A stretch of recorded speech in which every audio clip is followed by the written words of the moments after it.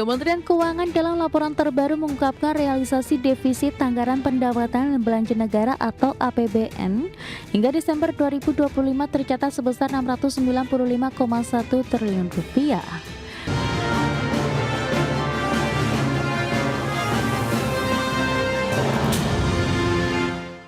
Kementerian Keuangan melaporkan realisasi defisit anggaran pendapatan dan belanja negara hingga Desember 2025 tercatat mencapai Rp695,1 triliun atau 2,92% terhadap produk domestik bruto. Angka ini jauh lebih tinggi dibandingkan dengan realisasi defisit APBN di tahun 2024.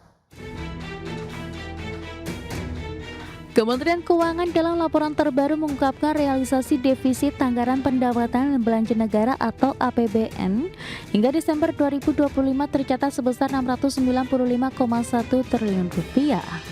Defisit ini tercatat sebesar 2,92% terhadap produk domestik bruto. Defisit Desember 2025 sebesar Rp695,1 triliun ini jauh lebih tinggi dibandingkan realisasi defisit APBN tahun 2024 yang sebesar Rp509,1 triliun atau 2,3% terhadap PDB. Dalam catatan Kementerian Keuangan, defisit Desember ini merupakan defisit APBN tertinggi sejak 2005. Menteri Keuangan Purbaya Yudisadewa menegaskan defisit APBN terjadi karena total realisasi penerimaan negara lebih rendah dibandingkan realisasi belanja negara. Berdasarkan data Kementerian Keuangan, realisasi penerimaan negara sepanjang 2025 tercatat hanya Rp2.756 triliun. Angka ini tercatat 91,7% dari target sampai Desember 2025 yang sebesar Rp2.865 triliun, lebih rendah dibandingkan realisasi pendapatan negara sepanjang 2024 yang sebesar Rp2.850 triliun. Kalau Anda lihat di sini kalau kita lihat dari presentasi dari APBN-nya, yang pendapatan negara kan hanya 91, sedangkan belanja 95,3. Anda pasti nanya kenapa nggak dipotong belanjanya, supaya defisitnya tetap kecil. Tapi kita tahu kan, ketika ekonomi kita sedang mengalami downturn, turun ke bawah, kita harus memberikan stimulus ke perekonomian. Ini wujud dari komitmen pemerintah untuk menjaga ekonomi tetap tumbuh secara berkesinambungan tanpa membahayakan APBN. Walaupun defisit membesar ke 695,1 triliun, itu lebih tinggi dibanding APBN yang sebesar 6,2. Tapi kita tetap jaga, pastikan bahwa defisitnya tidak di atas 3%. Di sisi lain, kondisi keseimbangan primer APBN tercatat mengalami defisit mencapai Rp180,7 triliun atau tembus 285% terhadap target awal yang hanya defisit Rp109,9 triliun. Sementara keseimbangan primer pada periode yang sama tahun sebelumnya hanya defisit Rp2,3 triliun. Dari Jakarta, Ade Firmansyah, IDX Channel. Ya, pemirsa, untuk membahas tema kita kali ini, defisit APBN 2025 tertinggi pasca pandemi COVID-19, kita sudah tersambung melalui Zoom bersama dengan Mas Abdul Ghafur, Wakil Ketua Himit Tech Center, kemudian Ibu Lana Sulistianingsih, Ekonom Fakultas Ekonomi dan Bisnis Universitas Indonesia. Langsung saja kita sapa ini. Halo Ibu Lana, apa kabar? Baik, Alhamdulillah, terima kasih. Apa kabar Mas Pras? Kabar baik juga Ibu, terima kasih atas waktu yang disempatkan. Kabar baik, Ibu Lana. Selamat pagi. Ya, apa kabar Mas Ghafur? Sehat-sehat? Alhamdulillah, kabar baik Mas Pras. Baik, Sehat. terima kasih juga atas waktu yang disempatkan. Dan sebelum membahas lebih jauh, tadi sudah disampaikan realisasi defisit APBN di tahun 2025 2,92%. Nah, bagaimana pandangan Anda? Mengingat ini bulannya tertinggi pasca pandemi COVID-19 begitu. Apakah memang ini masih rentang yang masih cukup aman, kemudian dengan kondisi ekonomi nasional juga yang sedang kita struggle begitu untuk bertahan dari tekanan global, atau bagaimana Anda melihatnya? Silakan. Ya, terima kasih Mas Pras. Kalau dilihat dari rasionya 2,92% dari PDB ini masih di bawah Undang-Undang APBN yang Oke, menetapkan defisitnya 3%. Kalau pertanyaannya adalah bahwa ini tertinggi sepanjang tahun dari sejak 2005 gitu ya kalau tidak salah tadi. Sebetulnya sih nggak apa-apa ya kalau menurut saya dalam aspek besaran defisitnya. Karena kalau kita lihat di banyak negara itu defisitnya bahkan lebih dari 3%. Defisit 3% ini kan semacam rule of thumb dari Maastricht yang dianggap itu aman gitu ya. Nah, tetapi tentu kita harus lihat dulu defisitnya ini karena apa? Kalau karena misalkan ya pajak oke, tapi pengeluaran meningkat itu bagus. Lebih karena dorongan ekonomi, karena banyak realisasi dari fiskal yang tercapai. Nah, itu tentunya akan menjadi multiplier bagi atau efek pengungkit bagi perekonomian kita yang bisa tumbuh.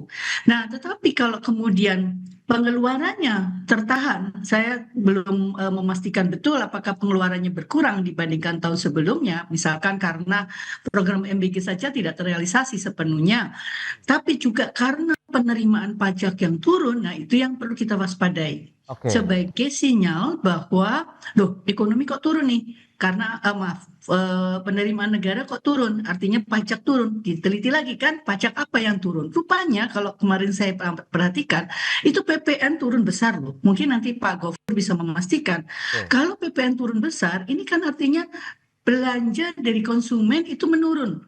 Nah, ya, belanja dari konsumen menurun itu efeknya karena apa?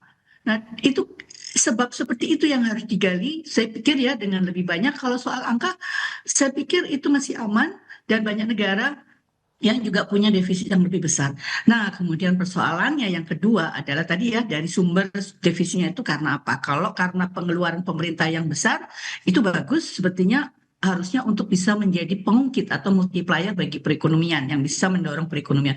Kedua, kalau defisitnya karena tadi penerimaan, nah ini kita perlu waspadai dan penerimaan pajak yang mana yang turun. Kalau penerimanya karena PPN, ya itu juga harus menjadi sinyal alarm gitu ya buat ekonomi kita. Yang ketiga, Mas Pras, adalah bagaimana menutup defisit itu. Menutup defisit itu hanya bisa dilakukan dengan ya alternatifnya meningkatkan pajak, tapi sudah tidak bisa lagi. Nanti ya, Pak Gofur akan mendalami barangkali terkait dengan pajak. Yang kedua adalah cetak utang. Nah, cetak utang sendiri kalau dilihat dari rasionya utang pemerintah terhadap PDB sebetulnya masih aman di dalam ketentuan atau konsensus Maastricht yang dianggap berbahaya itu kalau di atas 60%. Dan kembali lagi banyak negara yang melewati batas benchmarking itu. Nah, Indonesia masih relatif aman dalam konteks rasio utang terhadap PDB yang masih oke. sekitar 38 atau 40%. Jadi peluang untuk bisa menutup defisit tadi juga menjadi pertanyaan terkait dengan ditutup pakai apa ini? Pakai utang. Kalau Oke, utang sebetulnya masih aman, tetapi bagaimana menjelaskan utang itu kepada publik? ya, Karena publik ini sudah melihat utang itu sesuatu yang jelek. Padahal sebetulnya enggak juga loh. Kita kan bisa meleverage aset kita kalau kita pakai utang, kalau kita belum punya kemampuan sekarang. Jadi Mas Pras kembali lagi pertanyaannya, kalau memang defisitnya 2,92 itu lebih karena dorongan dari pengeluaran pemerintah yang terabsorpsi secara maksimal. Nah, itu bagus, tetapi kalau karena pajak yang turun, ini justru menjadi alarm yang harus menjadi perhatian pemerintah dengan serius. oke. Seperti itu, Mas Pras. Saya Baik, Bu kembalikan Lana, ke itu Mas dia yang Pras. perlu diperhatikan ya. Dari defisit ini kita akan lihat kalau memang belanja pemerintah yang bertambah itu juga menjadi sinyal positif asalkan didukung dengan penerimaan negara juga yang baik ya. Meskipun ini ada sinyal penurunan begitu dan harus ada upaya untuk menutup defisit APBN tadi untuk kenaikan pajak nampaknya tidak terjadi karena di tahun 2026 ini sudah disampaikan tidak ada lagi pajak baru begitu ya. Kemudian untuk mencetak utang juga masih ada PR lagi bagaimana ini menyampaikannya kepada publik. Nah, Mas Gofur, Anda melihat dari HIPMI Tech Center seperti apa sih kalau kita lihat dan review kebijakan-kebijakan fiskal yang sudah dilakukan selama ini begitu kaitannya dengan penggunaan dana APBN? Oke, makasih Mas Pras. Kalau kami sebenarnya sudah beberapa kali menyampaikan di forum-forum kami ya, Ya, terutama dan juga di teman-teman kalangan pengusaha, khususnya di yang tergabung di HIPMI, bahwa kebijakan-kebijakan yang dilakukan oleh pemerintah, terutama kebijakan fiskal tentunya ya, semenjak pemulihan pasca COVID tahun 2023 kalau saya nggak salah itu ya. Pemerintah itu sebenarnya cukup konsisten, cukup responsif terhadap bagaimana menanggapi atau bagaimana memberikan respon terhadap kondisi perekonomian kita, gitu ya, terutama di sisi kebijakan fiskal. Kalau kita melihat bahwa ketika tahun 2023 pemerintah itu menerapkan konsolidasi fiskal, saya itu ya, dalam hal ini diperlukan untuk memberikan kredibilitas dan juga kesehatan di sisi fiskal pemerintah.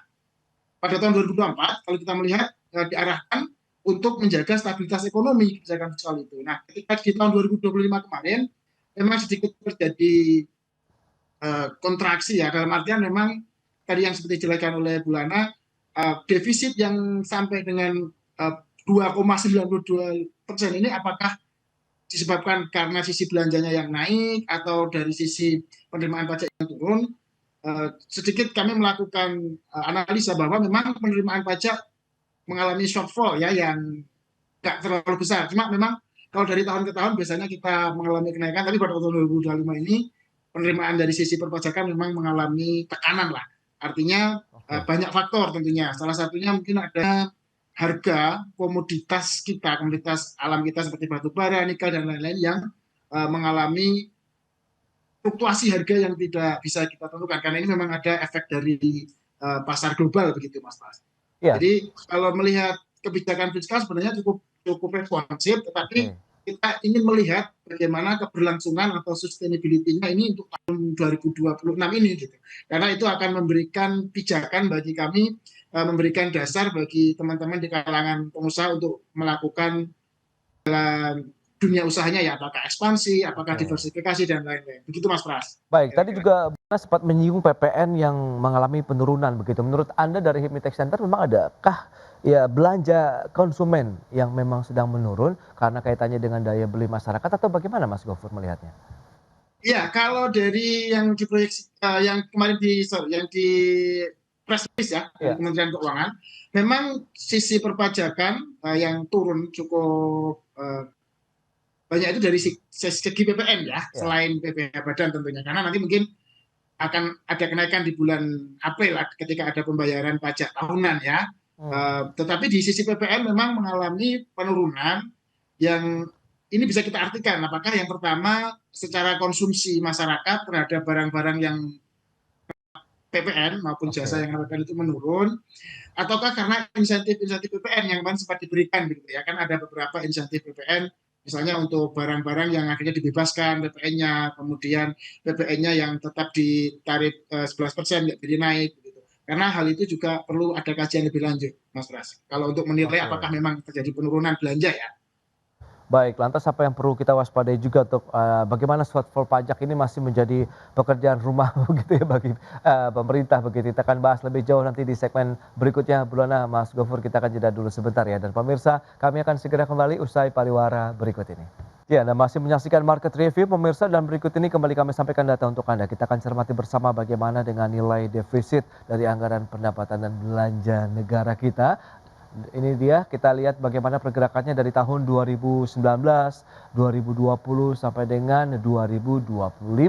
Itu dia, kalau kita lihat tahun 2024 509,2 triliun rupiah defisit APBN-nya, kemudian di tahun 2025 tercatat 695,1 triliun rupiah. Ini dia data kalau kita lihat memang tertinggi sejak tahun 2021 ya, 2022, 2023, 2024 masih bisa lebih rendah dibandingkan dengan tahun 2025 lalu. Dan selanjutnya kalau kita lihat persentase untuk defisit APBN-nya seperti apa? Ini juga dengan rentang waktu yang sama dari tahun 2019 sampai dengan 2025 proyeksi ini. Minus 2,92% dalam artian defisit APBN-nya begitu terhadap PDB, sementara di tahun lalu 2,3%. Itu dia untuk defisit APBN secara persentase ya. Dan selanjutnya kita akan lihat dari sisi penerimaan pajak ini yang juga tadi sempat disoroti juga oleh Bu Lana. Ini dia untuk penerimaan negara dari tahun 2019 1.332,7 triliun, kemudian ada sempat turun di tahun 2020 karena kita tahu ada pandemi COVID, kemudian naik lagi trennya sampai dengan 2024 1.932,4 triliun, tahun 2025 lalu 2.217,9 triliun, sementara RAPBN tahun 2026 ini mencapai 2.357,7 triliun rupiah untuk target penerimaan pajak juga di tahun 2026. Itu dia beberapa data, kita lanjutkan kembali perbincangan bersama dengan Mas Abdul Ghafur dari HIMI Tech Center, kemudian Ibu Lana Sulistianingsih dari Universitas Indonesia. Ya, dengan beberapa data tadi yang sudah disampaikan, Bu Lana, apa yang bisa kita cermati bersama begitu dengan persentase yang tadi Anda katakan masih cukup aman, sementara ada beberapa langkah yang bisa dilakukan oleh pemerintah tadi, mulai dari sisi penerimaan negara, apa yang harus dilakukan, apakah kemungkinan menaikkan pajak, kemudian atau justru tadi mencetak hutang. Nah, ini pilihan yang sebenarnya cukup tidak populis lah, apa yang perlu kita cermati begitu, Bu Lana, silakan. Ya, terima kasih Mas Pras. Tadi kan secara umum memang penerimaan pajak itu belum mencapai target yang diharapkan. Ya, tadi yang Mas Pras tunjukkan dari apa itu tadi ya, grafik penerimaan pajak. Tapi secara nominal itu sudah meningkat loh Mas Pras. Ya, coba boleh kalau misalnya dibantu dengan tayangan tersebut ya, khususnya untuk penerimaan pajak tahun 2025. Nah, itu mengindikasikan sebetulnya upaya pemerintah untuk menarik pajak itu effortnya sudah lumayan baik lah. Mungkin waktu itu targetnya yang terlalu tinggi. Ya, targetnya yang terlalu tinggi. Di tengah kemudian disadari bahwa tadi misalnya PPN yang turun, ternyata mungkin karena tadi ada insentif kata Pak Ghafur, tapi mungkin juga karena ada konsumsi rumah tangga yang melambat gitu ya. Tapi secara garis besar sebetulnya ada kenaikan. Kalau kita lihat di tahun 2024 itu 1,1400-an ya, apa seberapa itu agak blur ya. Kemudian di tahun 2025 itu sudah mencapai 2.000-an ya.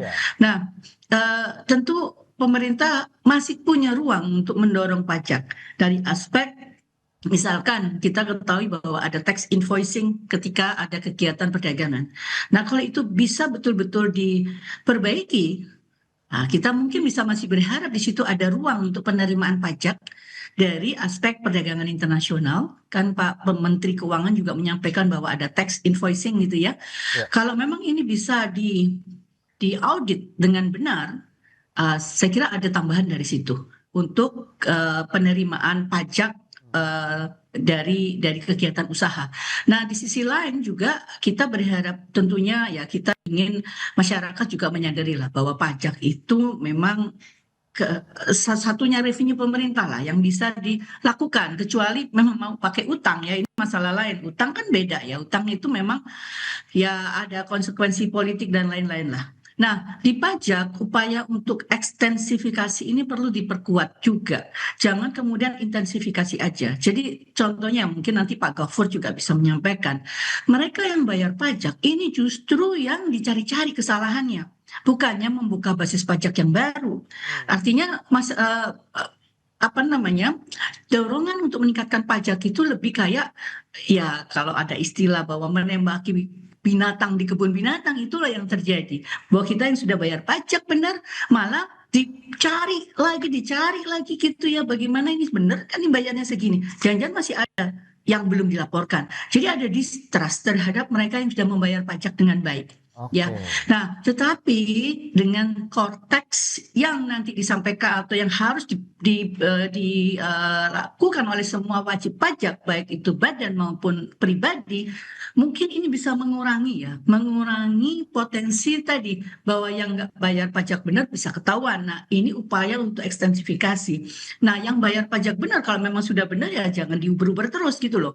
Jadi kita membayar pajak itu jangan dianggap sebagai dalam tanda petik mohon maaf, mungkin bahasanya itu semacam tidak dipercaya gitu oleh pemerintah. Padahal konteks dari melaporkan pajak itu kan self assessment, ya. Nah, di sini harus ada penguatan dari sistem. Nah, saya kira konteks ini akan membantu pemerintah untuk meningkatkan target penerimaan pajaknya. Supaya tadi kita nggak melulu menutup defisit dengan utang, karena defisit diperlukan supaya intervensi pemerintah, bukan intervensi tetapi kontribusi pemerintah terhadap perekonomian itu bisa ditingkatkan. Terlebih lagi kita ketahui bahwa anggaran untuk khususnya ya untuk makan bergizi gratis di tahun 2026 itu melesat drastis, Mas Pras. Di tahun 2025 itu hanya sekitar 71 triliun. Di tahun 2026 itu naik menjadi 354 triliun kalau tidak salah. Nah, ini lompatan yang sangat besar yang harapannya bahwa peran pemerintah khususnya melalui program MBG ini menjadi big push untuk mendorong perekonomian karena ada efek multiplier. Harapannya betul-betul MBG ini bisa mendorong kegiatan ekonomi domestik, permintaan domestik yang meningkat, ya, tapi tentu juga harus diperhatikan efek inflasinya karena dapur MBG diminta untuk membeli bahan baku dari lokal. Nah, kalau lokalnya nggak siap dengan suplai yang lebih besar, ini akan menimbulkan inflasi. Tetapi setidaknya ada upaya untuk mendorong melakukan perekonomian dengan lebih kuat dari sisi pemerintah. Nah, mau nggak mau defisitnya harus naik, Mas. Kita nggak bisa menuntut pemerintah harus surplus karena penerimaan pajaknya nggak akan bisa menutup seluruh pengeluarannya. Tetapi defisit yang relatif ya masih di bawah 3% menurut saya masih oke. Selama itu bisa dijaga dan itu akan menjaga kredibilitas juga, kredibilitas fiskal khususnya di mata badan rating. Karena ada badan rating yang sangat memperhatikan isu fiskal. Kalau defisitnya sekian buat Indonesia catatannya itu dianggap wah bahaya nih, ada nggak kemampuan pemerintah membayar utang? Nah ini dikhawatirkan akan mengganggu peringkat utang Indonesia di masa yang akan datang. Mudah-mudahan sih dari sisi outlook saat ini masih stabil, masih ada yang bagus juga, yang positif. Biasanya dari outlook itu 2 tahun mereka akan merubah dari sisi peringkat yang sebenarnya. Nah kalau menurut saya sih seperti itu Mas Pras, jadi PR-nya pemerintah yang Mas Pras tadi sampaikan, pertama tentu berharap dengan adanya Cortex ini bisa lebih baik dan upaya untuk intensifikasinya menjadi lebih meningkat. Jangan kemudian yang sudah bayar pajak benar kemudian ditembakin gitu ya. Kayak menembaki binatang di kebun binatang. Ya Mas Pras, maaf. Baik, ini menarik Bulana. Nah, Mas Gofur, lantas bagaimana kalau memang tadi tantangannya cukup banyak ini yang perlu dituntaskan kalau kita bicara mengenai penerimaan negara sambil kita tetap menjaga defisit juga tetap stabil begitu. Apa yang perlu Anda lihat dan mungkin cermati atau mungkin perlu lakukan juga di tahun 2026? Sebenarnya tadi yang sempat disampaikan Bulana di depan bahwa pemerintah punya 2 opsi sebenarnya. Satu, bagaimana apakah mau menambah utang atau yang kedua menaikkan penerimaan negara melalui pajak. Kalau mau menambah utang sebenarnya akan jadi beban di masa depan. Kita harus bayar pokok, plus bunga begitu ya. Tetapi itu tidak hal yang buruk dalam artian ketika memang utang itu akan digunakan untuk sektor-sektor yang produktif, kemudian dapat meningkatkan perekonomian, dapat meningkatkan atau menciptakan lapangan kerja. Itu hal yang bagus lah. Tapi di sisi lain kita juga agak was-was nih, takutnya pemerintah memilih opsi untuk menaikkan pajak dikala dunia usaha sedang tumbuh agak merangkak ya, dalam artian sudah ada perbaikan-perbaikan di sana sini untuk sektor usaha ini, sehingga kalaupun pemerintah ada niat untuk menaikkan penerimaan dari sektor pajak dengan adanya Cortex, kita berharap bahwa teman-teman yang memang sudah tercakup, sudah menjadi wajib pajak, sudah aktif dengan baik, ya itu akan mendapatkan penghargaan dalam tanda kutip gitu ya, dalam penghargaan karena mereka memberikan kontribusi bagi negara. Tetapi juga ketika ada data-data yang sudah bisa dilihat di aplikasi Cortex itu ternyata banyak yang belum baik, banyak yang belum tepat, banyak yang belum benar dalam melaporkan pajak, ya pemerintah bisa lebih efektif lagi ya.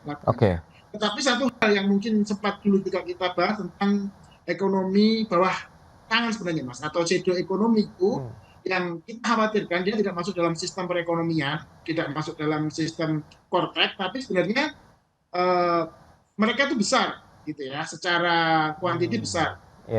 Makanya itu juga menjadi salah satu tantangan bagi pemerintah bagaimana bisa menggrab mereka yang ada di sektor-sektor ekonomi yang tidak terlihat ini atau shadow ekonomi, sehingga ini bisa menjadi salah satu sumber bagi pemerintah untuk Ya. bisa meningkatkan penerimaan sektor pajak mereka. Baik, kita akan lihat nanti bagaimana upaya pemerintah untuk meramu kebijakan begitu ya dari sisi fiskal kita untuk bisa menjaga penerimaan negara. Tadi ada cortex system yang memang masih terus dibenahi juga oleh pemerintah. Kemudian bagaimana mencari basis pajak baru begitu dan juga shadow ekonomi yang apakah masih bisa dioptimalkan ya untuk bisa mendukung penerimaan negara. Baik, Ibu Lana, Mas Gofu, terima kasih banyak atas informasi update dan juga insight yang sudah disampaikan kepada pemirsa pada hari ini. Selamat melanjutkan aktivitas Anda kembali. Salam sehat. Sampai berjumpa kembali. Terima kasih. Terima kasih. Terima kasih Mas Pras, Pak Terima Gofur. kasih. Baik pemirsa, 1 jam sudah saya menemani Anda dalam market review dan perbaharui terus informasi Anda hanya di IDX Channel, your trustworthy and comprehensive investment reference. Karena urusan masa depan harus terdepan, aku investor saham. Saya Prasetyo Wibowo beserta seluruh kerabat kerja yang bertugas pamit undur diri. Terima kasih, sampai jumpa.